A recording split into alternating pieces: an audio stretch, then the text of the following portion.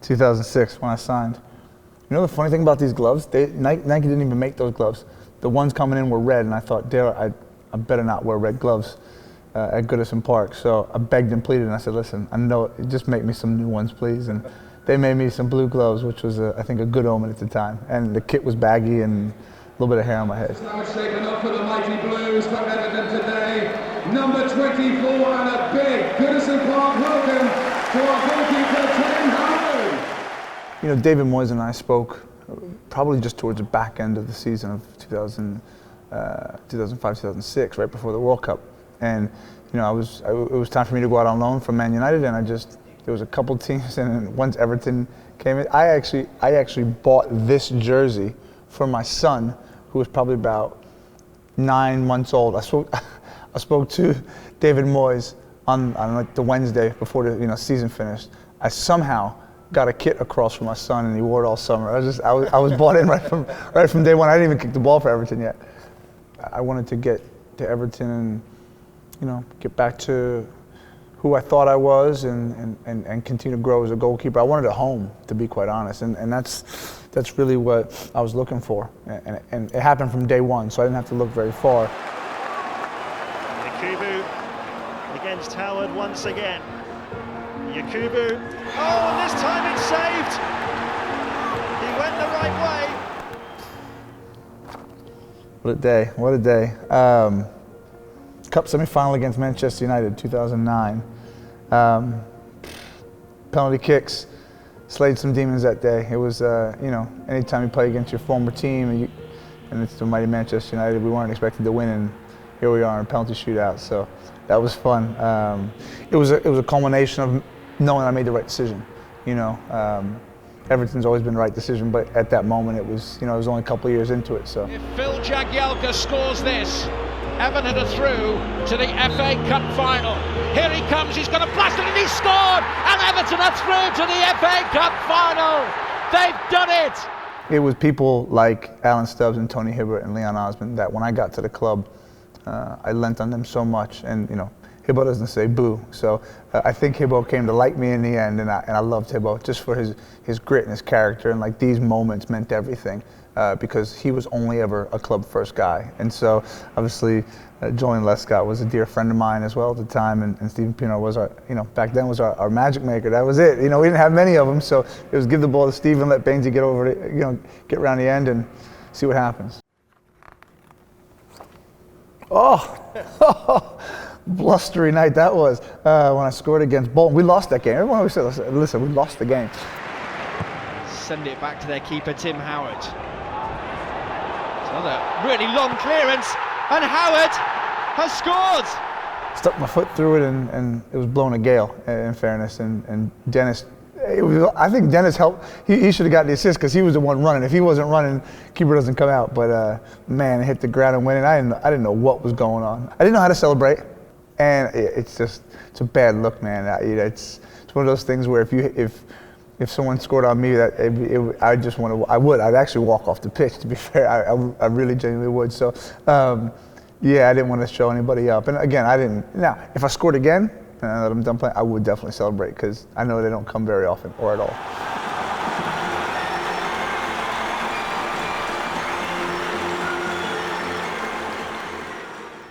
I remember this like it was yesterday. First Merseyside derby. I was looking forward to this. As soon as the fixture list came out in the summer, immediately, like all Evertonians do, and I just think, when's the first derby? And it came early that year, September 9th. And man, we gave them a pasting. It was, you know, I guess it was a little bit like, I didn't really know what to expect. I was hoping for the best in Blood and Thunder, but you thought the first derby at Goodison Park to run out 3-0 winners was just like, man, you couldn't have scripted it any better. It was a good day for us.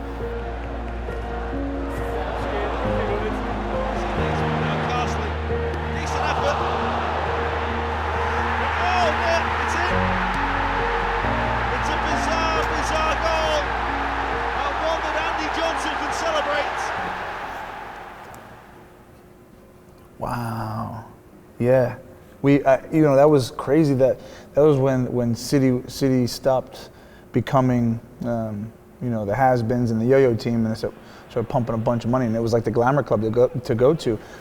And it was odd. You want to talk about like what's all the fuss about? It was like we just seemed to have their number. When you go to places away from home like the Etihad, you have to, most teams lose the game before they even step on the pitch, and that was not something that this Everton team was ever about. We always thought we had a good chance. It might be ugly at times, it might be a few scraps, but we always knew that we were going to be in with a shout, and we never really changed our stripes. We just thought, right, we'll get higher up the pitch and we'll defend more as a unit and defend tougher and roll our sleeves up, and we continued to get results, which, again, looking at that record, was brilliant during that time. Baines making the run, which is too far ahead, but there's a chance here. It's a beauty, an absolutely glorious goal from Leighton Baines, brilliantly executed. What a fantastic goal from Leighton Baines, his second of the season. Wow. Everton versus MLS All-Stars. Yeah, 2009. That's right, in Salt Lake. I did something right that night as well. They gave me the MVP. I think it was just because I was American. I'm not sure I played that well. It was all right. But, yeah, I think the American boy comes back. Let's just give him the MVP and make it look good. But I was thankful. It was, preseason tours are never easy. You're always traveling away from your family. But this one was nice for me because I was back home. And to play in front of some friends and family in a nice new stadium, it was pretty special to get MVP. Ah, right, the World Cup. I remember this. Big Felly, Romelu, who was a teammate at the time as well. Got to speak to Barack Obama at the time, myself and Clint Dempsey in a room. Hello, Mr. President. How's it going? Hello, Mr. President. Man, I just wanted to call and say you guys did us proud. Thank you very much.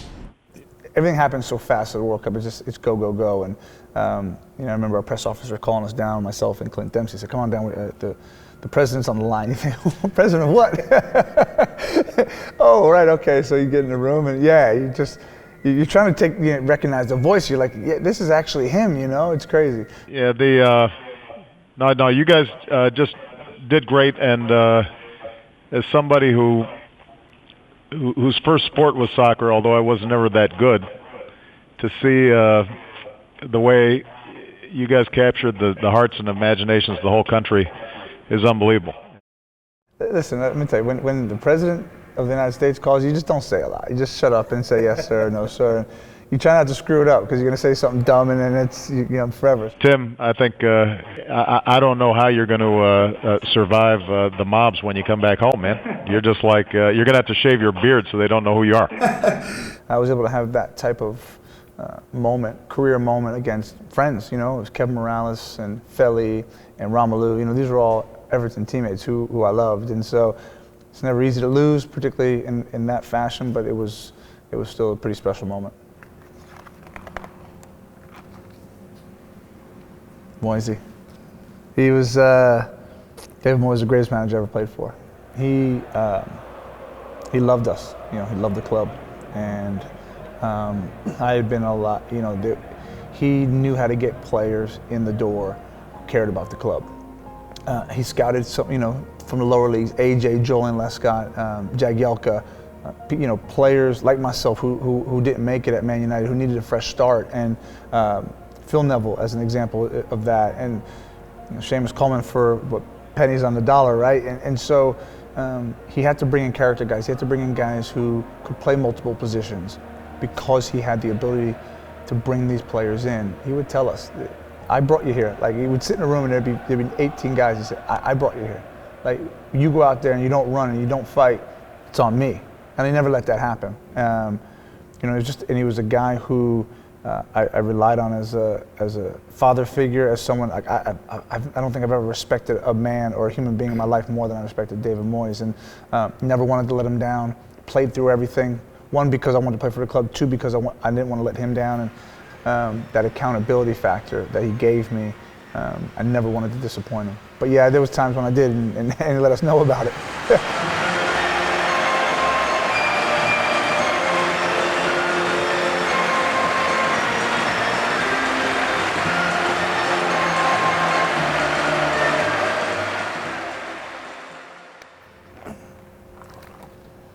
Oh my goodness, Bill Kenwright.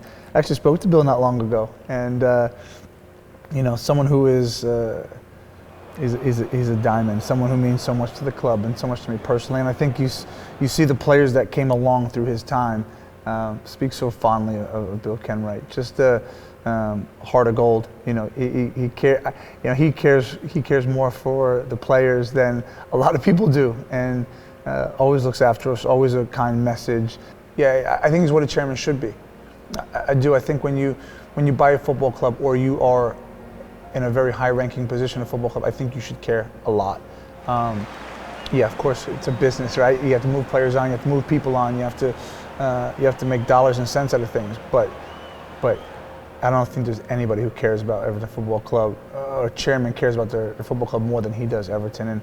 And it taught me valuable lessons that if I'm ever going to get involved in a football club, you got to be all in. You have to care. It has to matter. And Bill Kenwright, absolutely brilliant.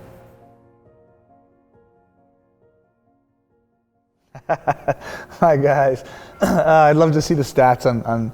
I think I probably played more games with Phil Jagielka and Leighton Baines than you know, anybody else in Everton, and just I probably owe most of my wins and shutouts, a lot of my career, particularly Everton career, to these two dear friends of mine. That you know, you walk down the tunnel, the manager names the team, you walk down the tunnel, and it's like, all right, you know, you've got some guys around you, and these are two of them. You think you got a chance today because they're in front of you. And you know, Jags in particular would do anything for his goalkeeper, for his team. That was a brilliant leader. And obviously Bainesy, I mean, the stats speak for himself. He's the best left back in England for how many years, right? And obviously Bainesy and Jags who had been there, they knew what it was about. You had a bunch, and this doesn't happen much in football, but you had nearly a starting 11, not every single one, but nearly a starting 11. Didn't matter where they came from. They knew what it was about. They knew what Everton Football Club, Mikel Arteta, Tim Cahill, myself, foreigners, you know, really, but ultimately got Everton Football Club better than anyone else, and Leighton Baines and Phil Jagielka epitomized that. Big Sil. Well, you know, Sylvain became my best friend. You know, we shared a lot of the same interests, and you know, he was just this guy who, you know, when we sold Julian Lescott to Man City for big money, it was we had a good, you know, we were, I think 3 years running we were 17 clean sheets, and then we broke the record with 18, and that was a really good back four. And you know, so Julian leaves on a big money move, has to go, and it was like, how are we gonna replace such a top player, and how are we gonna get a guy who can fit in and be selfless and willing to put his head in the way of things? And then you know, you get rumored that Sylvain Distin might be coming, and I thought, yeah, okay, this will help my career a few more years, because this guy's top quality. You know, he's a dear friend of mine, someone who I still talk to and lean on, and I miss him dearly. It's, you know, so sometimes I still wish I lived over there so I could see all my mates, you know, because football takes you in a lot of different directions. But what an incredible player. 414 appearances for the Blues and one famous goal over a 10-year period. Mark this man as a true great in the history of the club. No other player has played more Premier League games for Everton. He leaves us today after his 354th league outing to begin a new journey in the United States of America with the Colorado Rapids. Toffees, please join his teammates in giving Tim Howard a fitting Goodison Park send-off.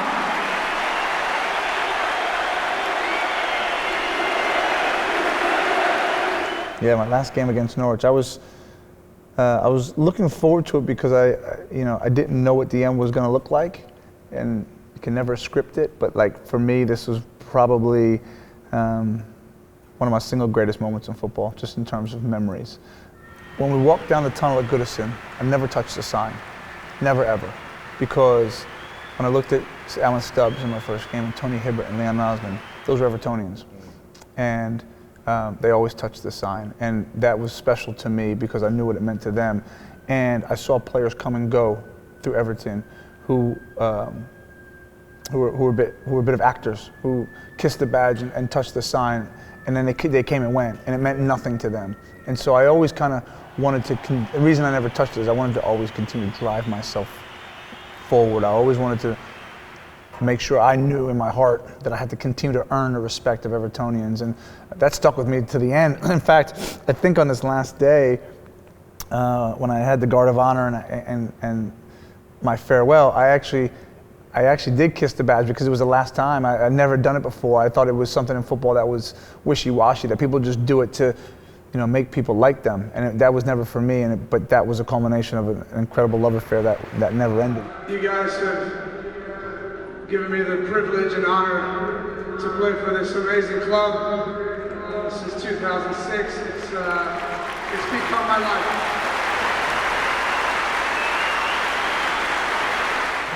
It was always about impressing David Moyes, and it was always about making sure I put in enough good performances so they weren't moaning in the Gladys Street end, which they did a few times, which again, rightfully so. But I was always so hyper aware and sensitive to making sure that the people behind me were happy and the manager was happy.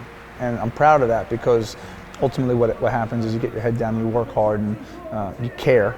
You enjoy the wins and you care about the losses and you try and get better, and then 10 years passes by, and I tell the young players now, like, when I would speak to the manager and speak to the doctors and physios, and something wasn't right, I would always say, what's option 2 and 3? Because option number 1, not playing, it's not an option for me.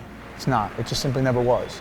Even when I broke my back and I snapped that long streak, I went out with Danny Donachie, our physio, and I did a fitness test on Saturday with a broken back. I later learned that I had a broken back, but there was something not right with me. I just wanted to play. I wanted to pull that shirt on, and I never wanted to take it off. I cried like a baby that day on the lap of honor, because it was hard. That was my family. It's where I grew up. It was, Everton means everything to me. It still does. It means everything to me. It's like, it's my kids and it's Everton, and like everything else pales in comparison. And I mean that genuinely in every facet. And so, like, I give my heart and soul to Everton, and in turn they gave it back. And so that was what made leaving so difficult.